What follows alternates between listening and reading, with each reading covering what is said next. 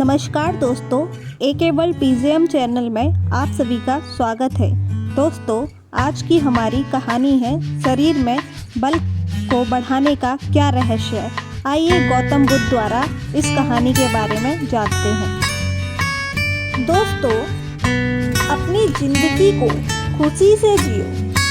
किसी भी बात की कोई भी टेंशन या परेशानी मत लो। अपनी हालातों से कभी मत डरो। जिंदगी के हर पल का मज़ा लेते हुए ज़िंदगी जी। लेकिन इस वीडियो में हम डर को पूरी तरह से खत्म करने का एक रहस्य आपको बताएंगे। तो दोस्तों, चलिए बिना देर किए उस कहानी की ओर शुरुआत करते हैं। पहली कहानी कुछ इस प्रकार है कि आपके मन के सभी डर काल्पनिक हैं। एक समय की बात है, एक बार एक व्यक्ति गौतम बुद्ध के आश्रम में रहने के लिए आया। आश्रम की शांति में 2-3 दिन बीत जाने के साथ सन्यासी की ओर आ रहा था। जब वे उपदेश स्थल के बाद वह बुद्ध के पास जाता और कहता, बुद्ध, मेरे मन में कुछ प्रश्न उठ रहे हैं, मैं उनका उत्तर जानने के लिए यहाँ आया हूँ। बुद्ध ने कहा, पूछो, आपका क्या प्रश्न है? उस आदमी ने कहा, बुद्ध, मैं अपने जीवन से बिल्कुल भी खुश नहीं हूँ। दुखों और परेशानियों के पहाड़ ने मेरे जीवन को नर्क बना दिया है। मेरे जीवन में कुछ भी ठीक नहीं चल रहा है और मैं जानना चाहता हूँ कि मेरे साथ ये सब क्यों हो रहा है। मैं इतना बदकिस्मत क्यों हूँ? बुद्ध ने कहा, सबसे पहले तो मुझे बताओ कि इसका कारण क्या है। आपके दुख के लिए वे कौन सी बातें हैं जिनके कारण से आप इतने परेशान और चिंतित हो गए हैं? बुद्ध के प्रश्न पर कुछ देर सोचने के बाद उस व्यक्ति ने कहा, यह कैसा प्रश्न है? मैंने आपसे एक प्रश्न पूछा और आप उत्तर देने के बजाय पूछ रहे हैं। बुद्ध उस व्यक्ति की बात सुनकर मुस्कुराए। यदि तुम अपने दुख का कारण नहीं जानते हो तो तुम मुझसे यह उम्मीद कैसे कर सकते हो कि मैं तुम्हारे दुख का कारण जान पाऊंगा? व्यक्ति ने कहा, बुद्ध जी, लेकिन लोग कहते हैं कि आप भगवान हैं, आप सब कुछ जानते हैं, आप लोगों के मन को पढ़ते हैं, तब आपको मेरे दुखों का कारण पता चल जाएगा। बुद्ध हल्के से मुस्कुराए और गंभीर स्वर में बोले, तुम ये सोचकर गलती कर रहे हो कि कोई आएगा और तुम्हें तुम्हारी सभी समस्याओं से बाहर निकाल देगा, लेकिन ऐसा कभी नहीं होगा। केवल तुम ही हो जो तुम्हें तुम्हारी परेशानियों से बचा सकता है। महसूस करें कि आपने आत्मज्ञान की प्राप्ति कर ली है तो आप अपनी समस्याओं का समाधान कर सकते हैं। मैं भी आपके लेकिन फर्क सिर्फ इतना है कि सब कुछ साफ है। जिस दिन आपके जीवन की सभी समस्याएं दूर हो जाएंगी, उसी दिन से आपको अपनी समस्या के लिए भी बुद्ध के पास की जरूरत नहीं पड़ेगी। बुद्ध ने उस व्यक्ति से पूछा, क्या तुमने कभी किसी फूल को ध्यान से देखा है? यह सुनकर वह व्यक्ति आश्चर्यचकित हो गया और बोला, बुद्ध, फूल तो एक साधारण सी चीज है, इसे तो सभी ने देखा है। बुद्ध ने कहा, फूल एक कली है, सुबह अंधेरा होता है, दिन के उजाले में फूल बन जाता है और शाम को वह मुरझा जाता है। यदि फूल केवल इसी बात की चिंता करता तो शाम तक उसे मुरझाकर गिरना ही पड़ता, वह कभी खिल नहीं पाता। इस तरह अगर आप केवल अपने दुखों के बारे में ही सोचेंगे तो आप कभी भी खुश नहीं रह पाएंगे। इसलिए मैं आपको बताना चाहता हूँ कि आपके जीवन में अभी भी बहुत सी चीज़ें हैं जिनके बारे में अगर आप बारीकी से देखें तो आप अभी भी खुश रह सकते हैं। आप उनके बारे में सोचकर मुस्कुरा सकते हैं। आप अंदर से खुश हो सकते हैं। आप अपने जीवन की कमजोरियों की बजाय अपने जीवन में सर्वश्रेष्ठ पर ध्यान केंद्रित कर सकते हैं। यदि आप अपने आप को तरोताजा चाहते हैं और जबकि वह अपने शरीर को थका चुका होता है, लेकिन समझने वाले जीवन में सिर्फ और सिर्फ अपनी ही खुशी चाहते हैं, तो आपको इस शाश्वत नियम का पालन करना होगा। अच्छे से ध्यान अपना देना होगा और जीवन में सकारात्मक चीज़ें अपनानी होंगी। मैं तुम्हें सिर्फ और सिर्फ रास्ता दिखा सकता हूँ। मैं तुम्हें दिखा सकता हूँ कि कैसे उस रास्ते पर चलना है, लेकिन तुम्हें उस रास्ते पर चलना होगा। बुद्ध के ऐसे शब्द सुनकर वह आदमी कुछ देर तक वहीं रुक जाता है, लेकिन इसके विपरीत जब हम कुछ ऐसा करते हैं जो शांत बैठा रहे, फिर उसने कुछ सोचा और कहा, लेकिन बुद्ध मैं चलता हूँ, एक बात समझ नहीं आ रही, क्या मेरा पूरा जीवन एक ही तरीके से हल हो सकता है? बुद्ध ने बहुत धीरे से उत्तर देना शुरू किया। मान लीजिए कोई भविष्यवक्ता आपको बताता है कि आज शाम तक आपकी मृत्यु निश्चित है, तो यह जानकर आपको उन बातों की चिंता होगी जिनके बारे में आप अभी चिंता कर रहे थे। आपको याद भी नहीं होगा कि किस तरह की परेशानियां हैं और किस तरह की बात की चिंता कर रहे हैं। आप उस वक्त सिर्फ उस हकीकत के बारे में सोच रहे होंगे जिसे लोग मौत कहते हैं। अचानक आपको एहसास होगा कि जिन छोटी छोटी चीज़ों को आप उसकी सबसे बड़ी परेशानियां कहते थे, वह कुछ भी नहीं। अचानक से आपको लगेगा कि चिंता करना बेकार है। आज शाम तक मैं दुनिया छोड़ने वाला हूँ और आप पाएंगे कि आपके पूरे जीवन के वे क्षण व्यर्थ हो गए और आपने चिंता, ईर्ष्या और व्यर्थ कष्ट में बिताए होंगे। लोग बोलते तो हैं, लेकिन अंदर से कभी स्वीकार नहीं करते कि एक दिन उन्हें भी इस दुनिया से जाना है। उनकी इच्छाएं इतनी प्रबल होती हैं कि वे खुद को अमर मानते हैं। सुख और दुख दोनों ही स्थायी नहीं हैं। यह हमारे कार्यों और विचारों से निर्मित होते हैं। वह आदमी जो बुद्ध की बातें सुन रहा था, टोकते हुए बोला, तो आपके कहने का मतलब यह है कि मैं हमेशा सोचता हूँ कि मैं मरने वाला हूँ। क्या यह सोच मेरी सभी समस्याओं का समाधान कर देगी? नहीं, ऐसा कभी मत सोचिए। आपको बस यह स्वीकार करना होगा कि दुनिया में मेरी उपस्थिति अनिश्चित है। जब तक मैं यहाँ हूँ, एक खुशहाल जीवन जीऊँगा। आपके जीवन में जो भी अच्छी चीज़ें हो रही हैं, उनके साथ जिए। वह तुम्हें आंतरिक खुशी और शांति देगी। अपना दिमाग ठीक करो और धीरे धीरे तुम्हारे जीवन की सभी समस्याएं खुद ही समाप्त हो जाएंगी। व्यक्ति के जीवन के अधिकतर दुख उसकी इच्छा से ही उत्पन्न होते हैं। इसलिए आप अपने मन पर नियंत्रण रखें। यदि आप अपने मन का इलाज एक बच्चे के मन की तरह कर सकते हैं, तो आपको आंतरिक शांति महसूस होगी। जब वह व्यक्ति दुखी हो जाता है, तो उसका मन अंदर ही अंदर सड़ने लगता है। ईर्ष्याओं ने कहा कि अपने मन को नियंत्रण करने की बात कही। आप चंचल मन को कैसे नियंत्रित कर सकते हैं? बुद्ध ने कहा कि सबसे पहले तुम्हें सुख और दुख के बीच अंतर समझना होगा।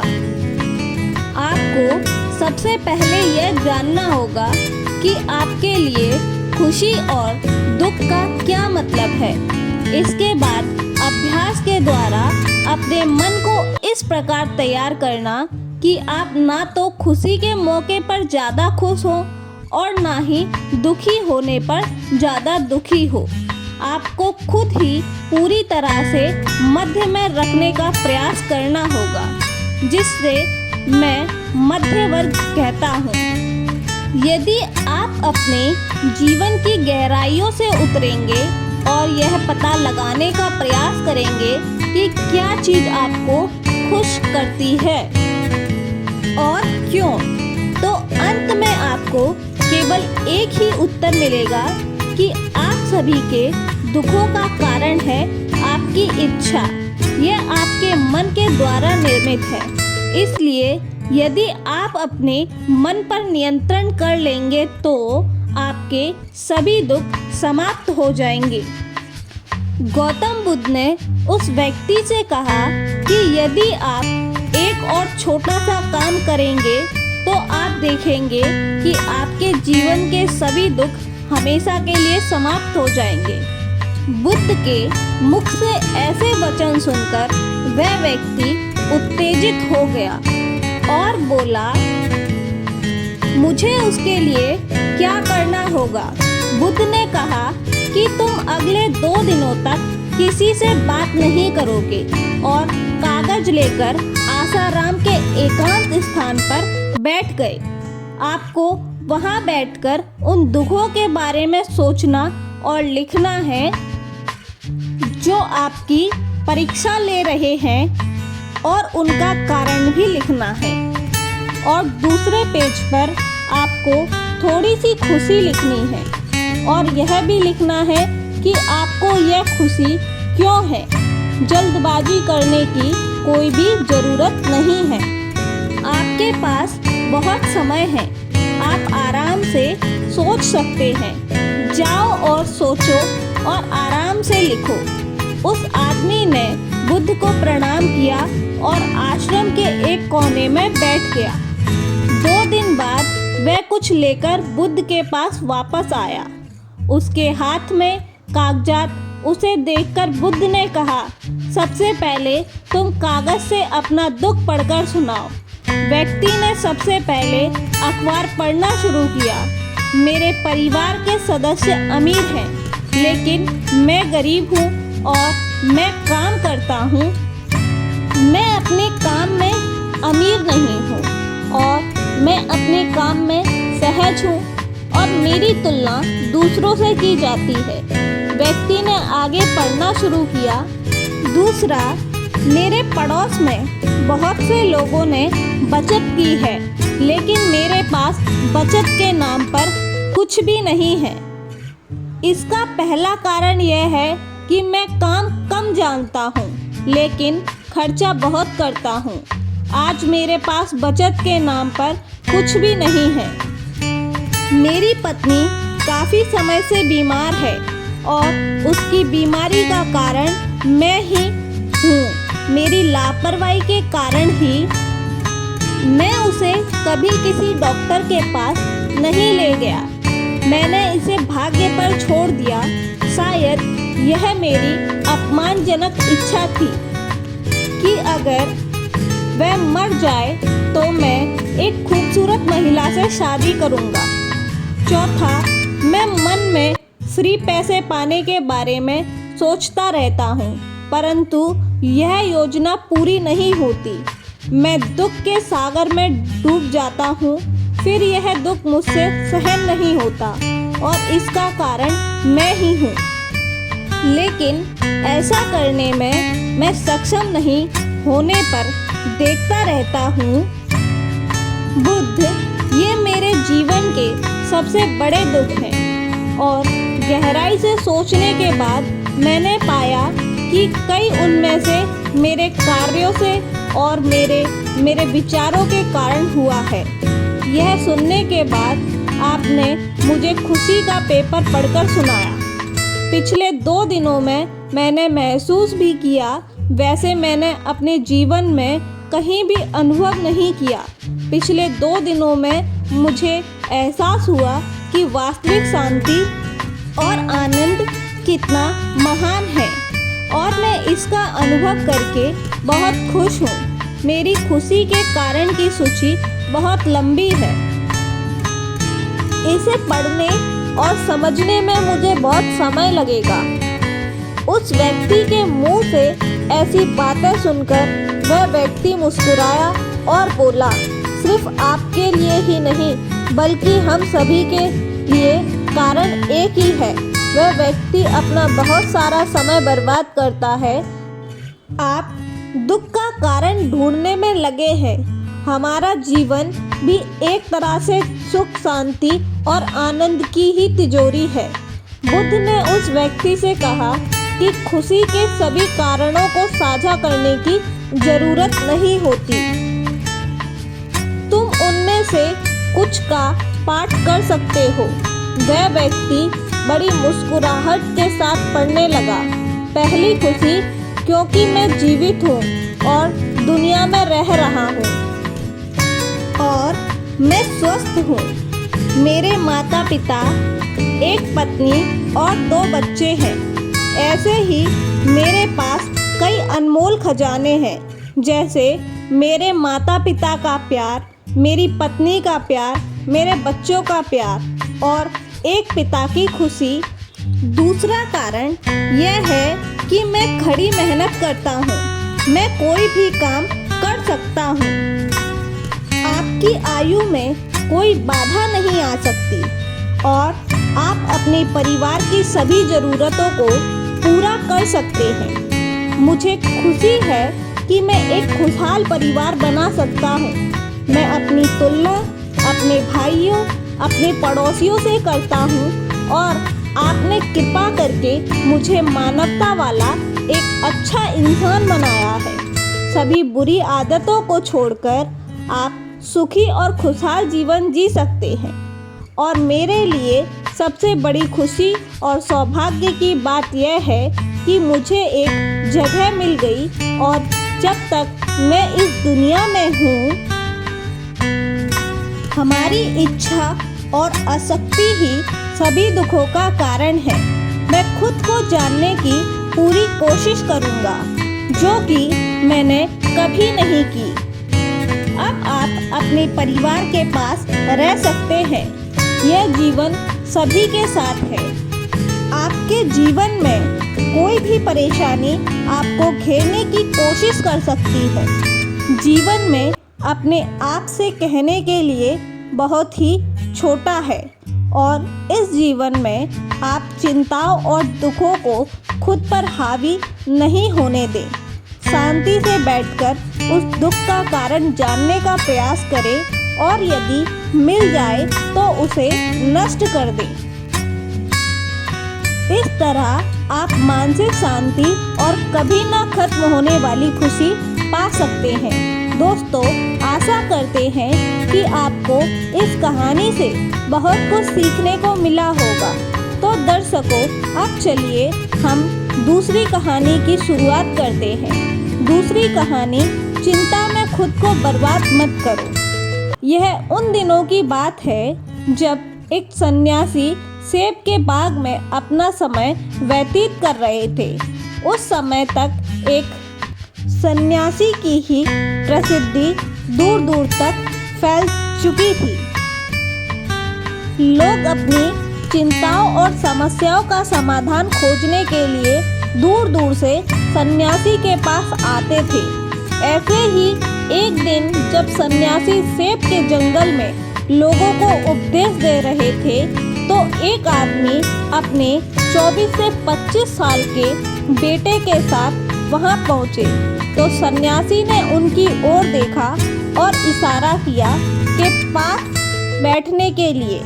जब उपदेश समाप्त हो गया और सभी लोग चले गए, तब सन्यासी ने उस व्यक्ति को अपने पास बुलाया और बैठने को कहा। चारों ओर हरियाली थी, मौसम बहुत ही सुहाना था। तरह तरह के पक्षियों की आवाजें गूंज रही थी।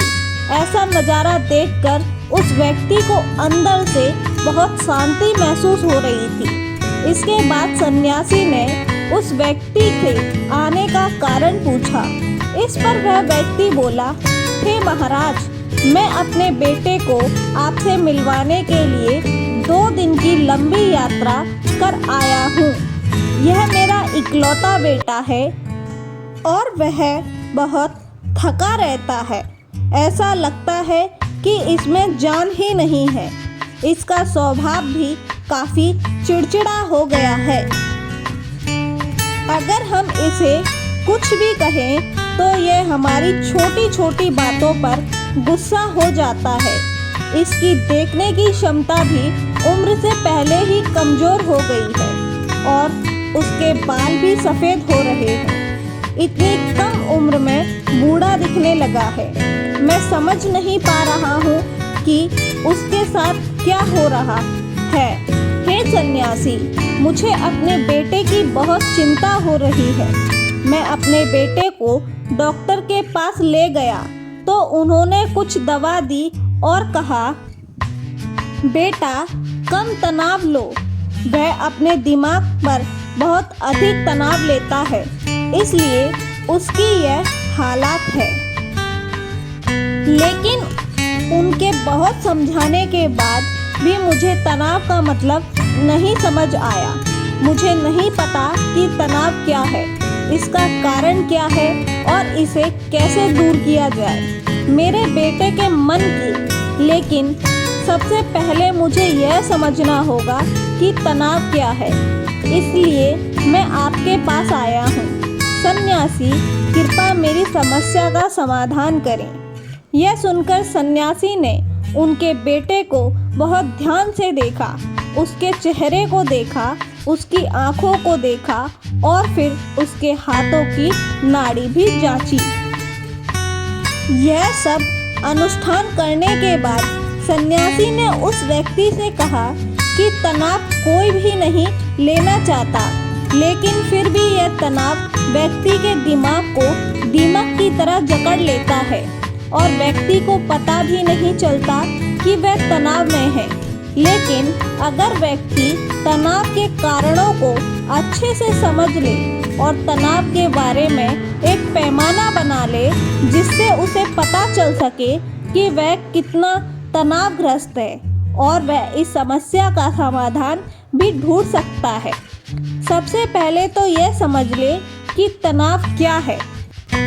जब भी कोई व्यक्ति काम कर रहा हो लेकिन उसका मन कल्पनाओं में भटक रहा होता है, इसलिए उसके शरीर और दिमाग के बीच एक दूरी बन जाती है।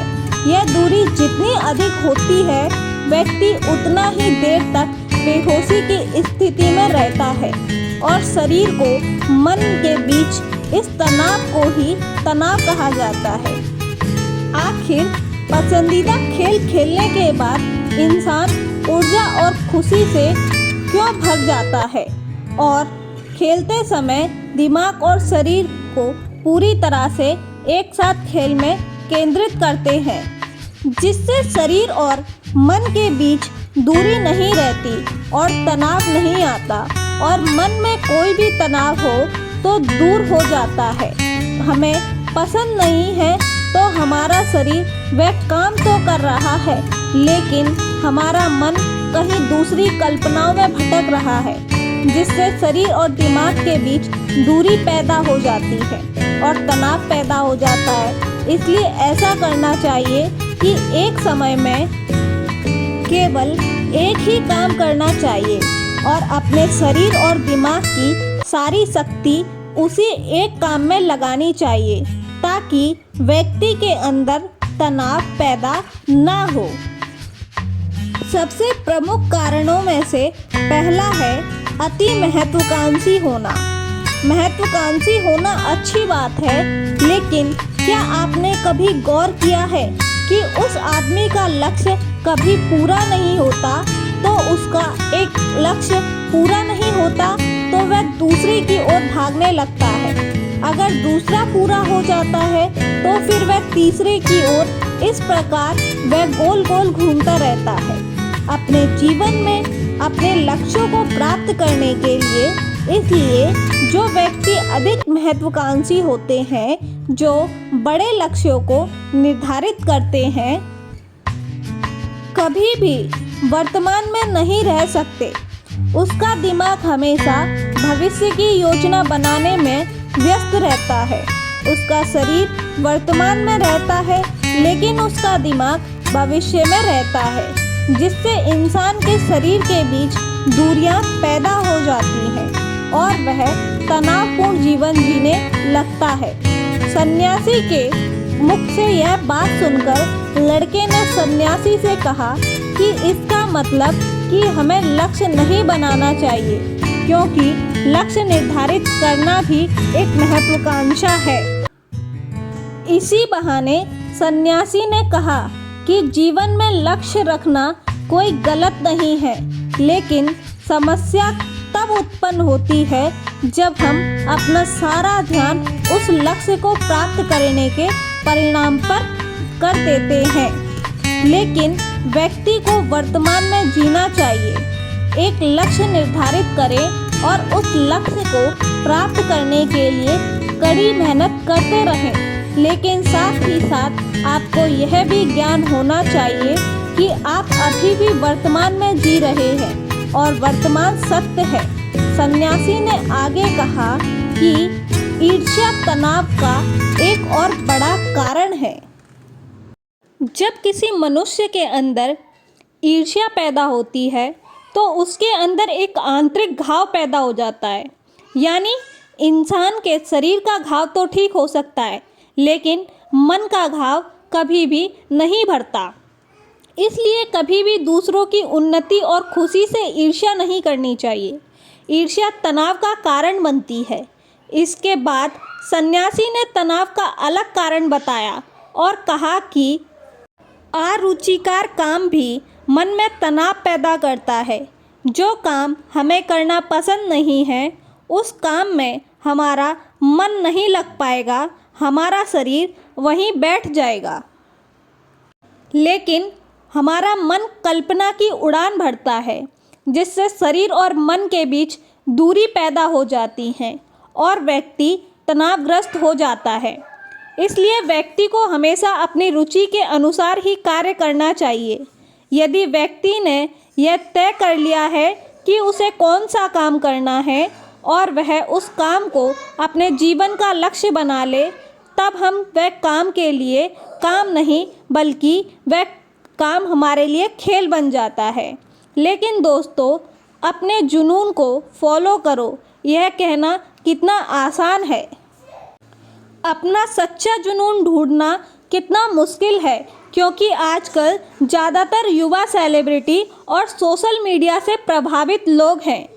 वे किसी भी काम को अपना जुनून मानते हैं और फिर कुछ दिनों तक कोशिश करने के बाद उसे बीच में ही छोड़ देते हैं, क्योंकि यह उसका जुनून नहीं था। और इस तरह वे अपना कीमती समय और ऊर्जा बर्बाद करते हैं। तनाव का चौथा कारण दूसरों की अपेक्षा करना है। सन्यासी ने उस व्यक्ति की ओर इशारा करते हुए कहा, एक पिता के रूप में तुम्हें अपने बेटे से बहुत सारी उम्मीदें होंगी कि आपका बेटा एक बहुत सफल इंसान बने, आपका नाम रोशन करे और जैसा जीवन चाहे वैसा जिए, आपकी हर बात माने। लेकिन क्या आज तक किसी की भी उम्मीद पूरी हुई है?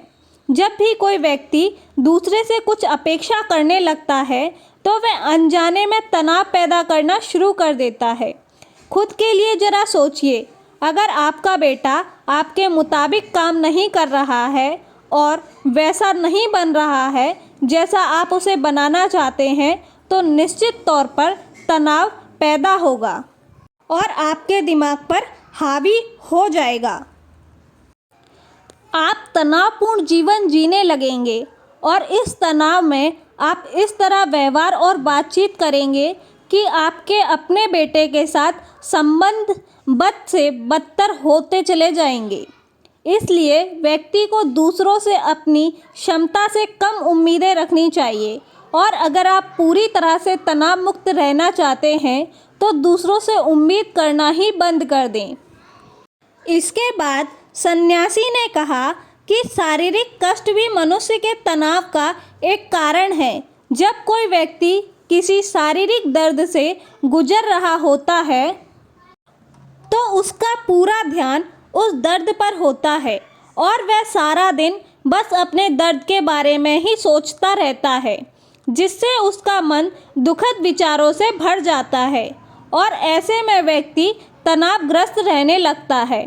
यह सब सुनकर वह व्यक्ति बोला कि हे सन्यासी, शारीरिक कष्ट किसी भी व्यक्ति को हो सकता है, तो क्या वह व्यक्ति जीवन भर तनाव में ही रहेगा?